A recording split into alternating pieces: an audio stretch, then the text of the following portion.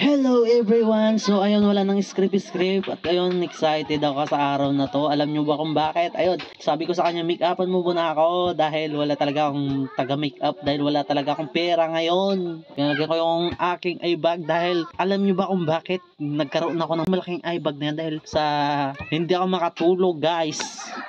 Alam nyo ba kung bakit di ako makatulog, ha? Siyempre, ito na yung araw na pinakahihintay nating lahat.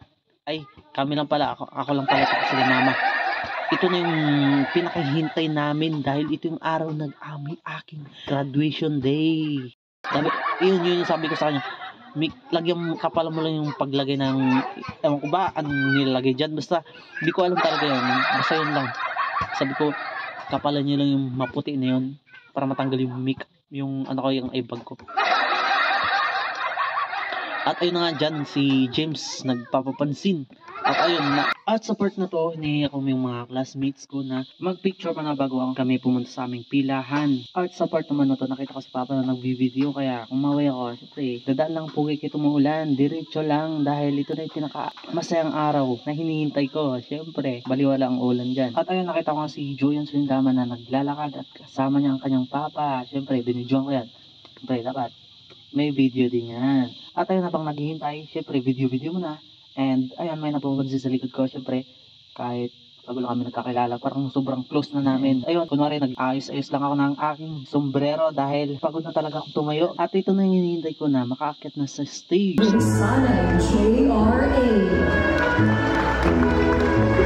Oh, ang pogi, di ba?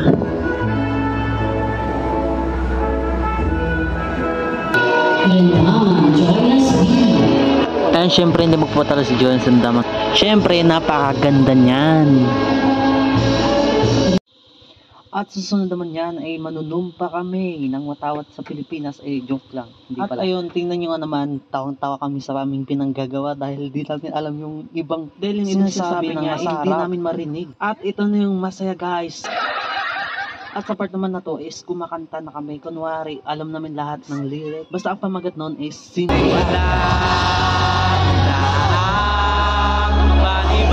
At ayun, naghihiyawan na kami sa sobrang saya. At sa wakas, makakauwi na kami.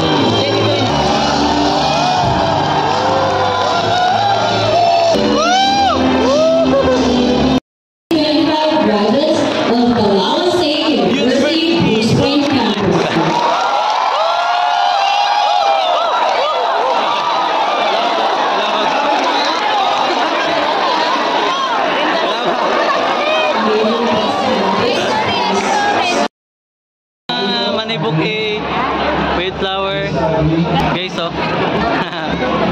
Bigyan ni mama ko, pinag-ipunan niya yan. 2K.